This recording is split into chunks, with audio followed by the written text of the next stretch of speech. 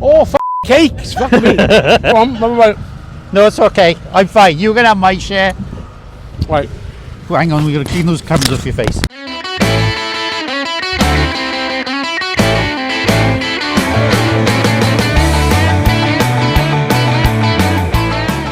RAC Rally, you're in Carmarthen.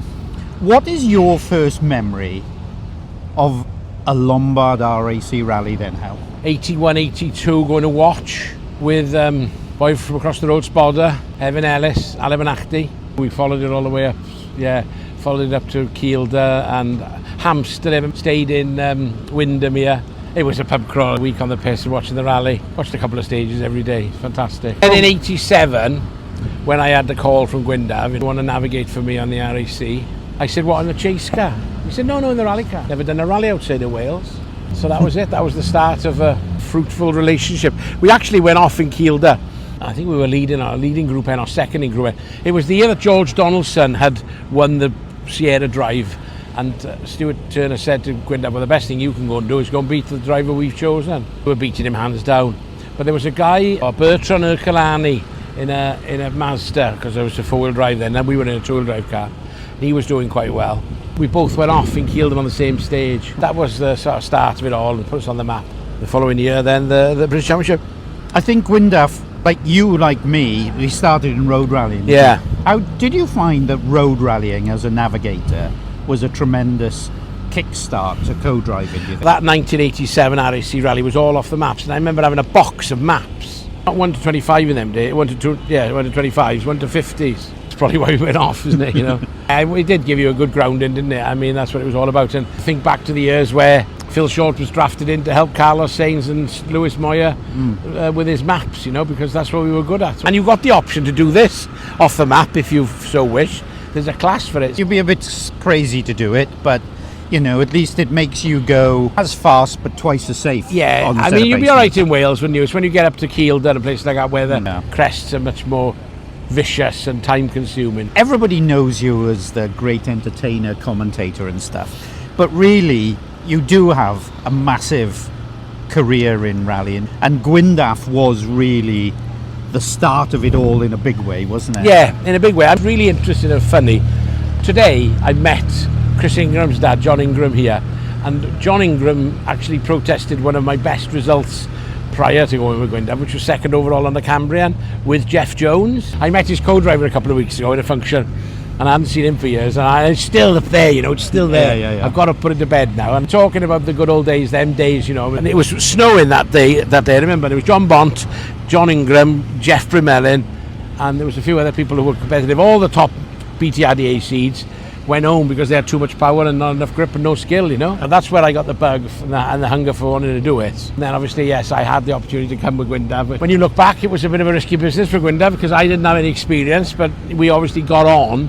And in them early days, that was important for Gwyndaf, that he had somebody that he could trust. We did the British Championship that year, which was fantastic. From 87, the start of it all, 88 then, it Group was N, with 88 it was with Ford yeah, then. no, with Gwyndaf. 88 was with Gwyndaf in the Group N car. Bizarre stories how things turn. Jimmy was going to drive the Toyota and he decided not to drive it.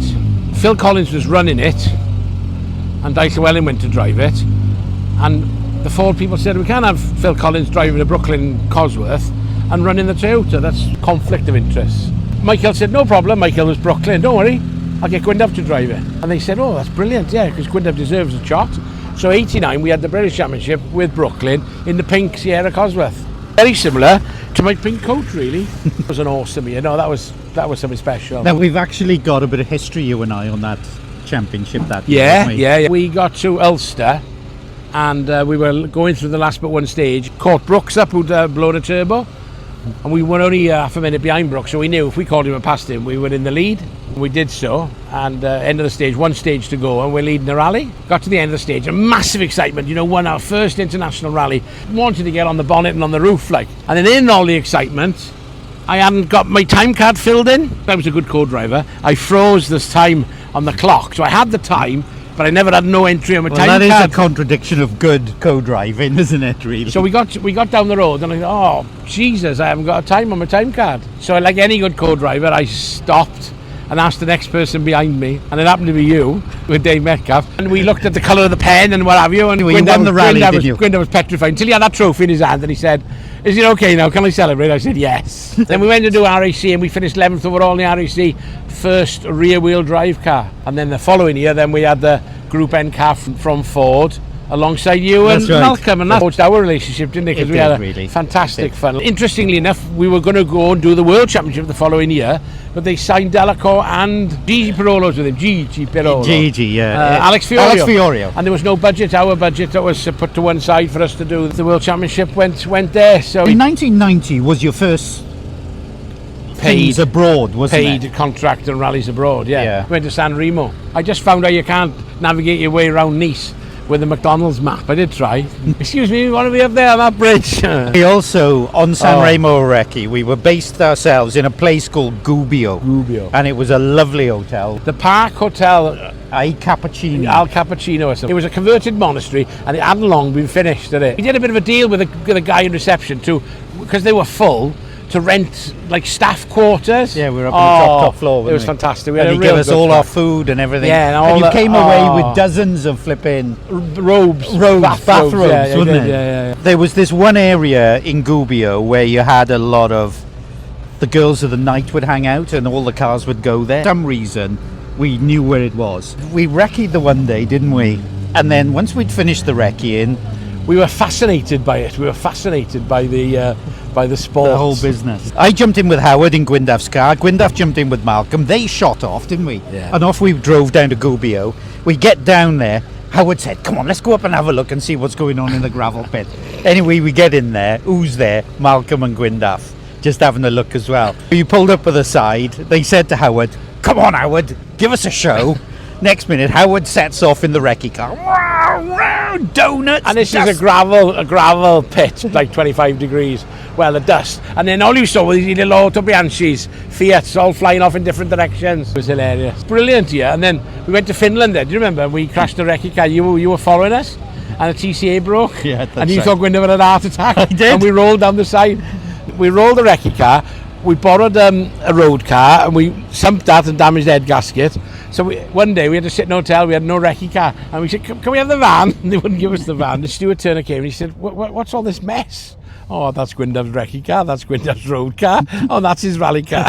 Anyway, it didn't taint your relationship. So We finished that rally, we finished second in Group N. That was one of the events where I remember vividly being involved in a works team. Although we were in the Group N car, there were 21 mechanics working on our car because you lot had gone out basically, and we were the only Ford left. 21 mechanics working on our car. They even flew some in a helicopter because they had a helicopter in them days. Weren't actually for us, but because all the Ford guys had gone out, they concentrated all their efforts, and we finished. We rolled the car, and the fuel rail had snapped, and there was fuel spurting everywhere. Potential for a disaster, and you think back to those days. Like, I remember that, right? We broke a gearbox in the That's stage, it. 8-speed gearbox, and they sent some mechanics in to repair it. Yeah. And they were running in with gearbox toolkits, pushing the car on its side, resting it on the spare wheel, changing the gearbox with the car on its side. they just wanted to get the mileage as well in them days, didn't they? They wanted to do it, like. Yeah. A factory driver for a lot of people is a big step, isn't it? But Yeah, actually, when you massive get step. there,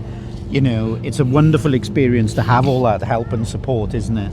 But it didn't just stop at that Group N, did it? Because there was so much more happened after that for you. Well, didn't exactly, yeah. I was lucky. Did the Group N year with Gwyndaf, and then the following year I did some other stuff, and Ford had kept Gwyndaf on as a test driver, and they kept me on a retainer. And then they said, oh, we want to send Mark Lovell to Malaysia to do some rallies. We need a driver there. Would you go with him? Because they were paying me, obviously, so I couldn't refuse, could I? But I must have done 4 rallies out in Malaysia with Mark Lovell in a TX3 Turbo Laser, whatever it was called. Basically a Mazda badged up as a Ford, but it was a bit of a nightmare of a car. So that was a great experience, and you know, the opportunity to work with another driver as well, and did a few other events with a few other people, but generally with whatever Gwyndaf was doing. And we got involved with Gordon Spooner and Baz there. We just met and started in the F2 car. That would have been in 94. And there was loads of variations of that, wasn't there? There was. Finished the RAC. I think we finished best result ever on the RAC in 6th overall or 7th overall. Yeah. In the front-wheel drive car, first F2 car. British champion. Yeah, won the British Championship. Won the British Championship in '96. Yeah. I think it was '95 we must have won. In the rapid fit car, we won with RAC. Because the following year in the RAC, in '96, we crashed quite heavily in Chatsworth, which we hit the tree and spun over, and Gwyndaf banged his head. It was a bad call, wasn't it? Yeah, very bad call. Ice, wasn't it? You know, I think at the end of the day, you know, you've covered a lot of ground in rallying. Yeah, what happened then was Seat came along and offered Gwyndaf a 2-year deal to drive the Seat Ibiza kit car, the British Championship. It was a good deal, but I was too heavy. They insisted that I lost some weight, so I remember having a meeting with, he was an accountant guy, and he said, look, you've got to lose some weight and blah, blah, blah, blah. The plan was devised and I had to be a certain weight by a certain time. That was a little bit of a change of lifestyle. I was 17.5 stone when I went out for the meeting. I got down to 12.8 actually. I took some professional advice, and I went to a dietitian, and I went to see a personal trainer, and what we did, I actually ran a small triathlon, a mini triathlon. So I lost the weight and then started running and then started training, because really weird period in my life. Lost weight, but I lost my personality as well, you know. I think being a large character is my personality. Obviously that gave me opportunities then, and then once I did the 2 years with Gwyndaf with Seat, which was fantastic really, and we did some World Rally Car stuff, and then I got involved with Seat. They wanted to take guests out to rallies and did some hospitality, and then I got involved with Subaru and went to America and looked after some guests in America for them, and all these jobs. When I was in Finland, I met a woman called Trish McGeer, whose husband was the Canadian rally champion, and Canada was just going from maps and blind rallies to pace notes, and they were looking for somebody to navigate for Tom, her husband. And I said, well, I could do that, and she didn't even know who I was and what have you. Obviously she went away and did her homework and phoned me up and said, look, we want you to come to Canada. First rally was a rally called Défi. Second rally was another French speaking part of Canada. I can't remember what it was called now. It was all snow rally. Anyway, the ticket came, so off I go to Canada and met up with Tom, who's a really, really, really nice guy. And we basically had a car which was Colin McRae Subaru Legacy, which had been reshelled into an Impreza, and it was quite a good car. Tom was quite a good driver, but Pat Ricard was in the team as well, and he was a real charger. So we had a bit of a fight on our hands. And good, boy? Yeah, right, good. To the camera, what have Ian Thomas and Nicky Grist got in common?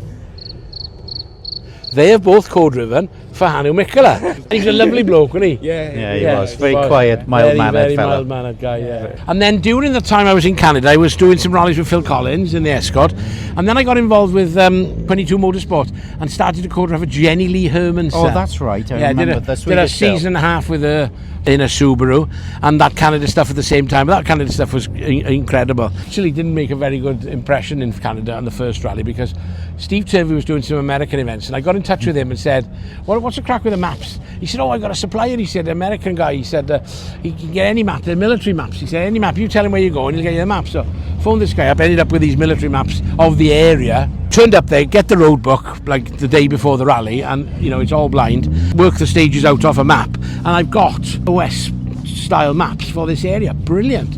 So I cut them all up now, marked them all up, and put them in a book, like in the back of the road book, whatever. And I said to Tom, if I managed to find these maps, I said, I heard they're available. Are they illegal? I said, well, all it says is you can't use pace notes. It doesn't say you can't use maps. Technically, I said, well, I'll try and see where we get on. Before you start, I'll just photocopy these maps, just in case, And then I offered Patrick Card to navigate to them. I said, I've got some maps here for the rally stages. Do you want them? No. I'll use the road book. That's what we normally do. Fine, okay. So anyway, we get to the first couple of stages, and maps are fantastic. Tom couldn't believe, the information I'd given him. I think we were at about 45 seconds in the lead after 2 stages. We go back out and do the 2 stages again, and more lead again. Then we come back into service, and we just get into the service area, and the chairman of the Canadian Rally Authority comes over, opens the door of the car, and he said, nobody move, I'm going to search this car, I believe you're using pace notes. So we're not using pace notes, so he goes through everything, and he comes across the maps. He deemed that these maps were illegal, and he said, I'm going to actually confiscate them. I'm going to talk to my stewards and see what other action we take. So we went off into the next stage, and I said, Tom, what are we going to do? And Tom said, well, he's taking them away now. I said, don't worry, Tom, I got a second copy. I said, I photocopied them. In the next stage, we went off, didn't we? Stuffed this Subaru down the snowbank. You weren't allowed studs in Canada, but you're allowed to tractionize the tyres. and it was just ice, and we got caught out. And it's a bit like this in Canada. Hey Tom, you want to pull? Oh, go on then. So this electric car actually pulled us out to the stage, and we got going. But we'd lost 11 minutes, so we were out to the rally and carried on. We did all the stages just for the mileage and to get used to each other, you know. And Terry Epp came, and he was quite proud of saying, you know, well, that's it, you know, you were going too fast in the maps, and he didn't know to this day that I had a second set of maps. So it was quite funny.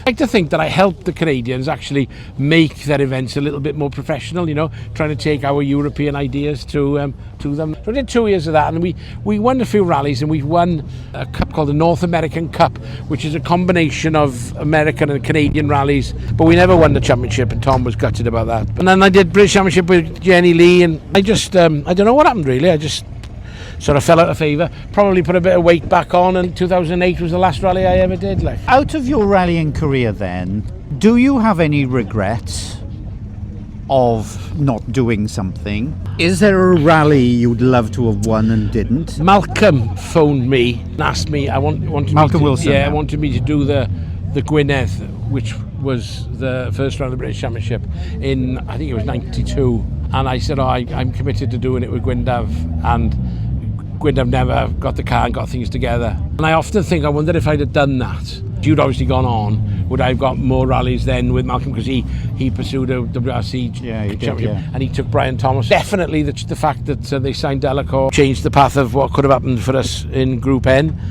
But no, not really. What about any rallies? Never done a rally in a 6R4, I would have liked to have.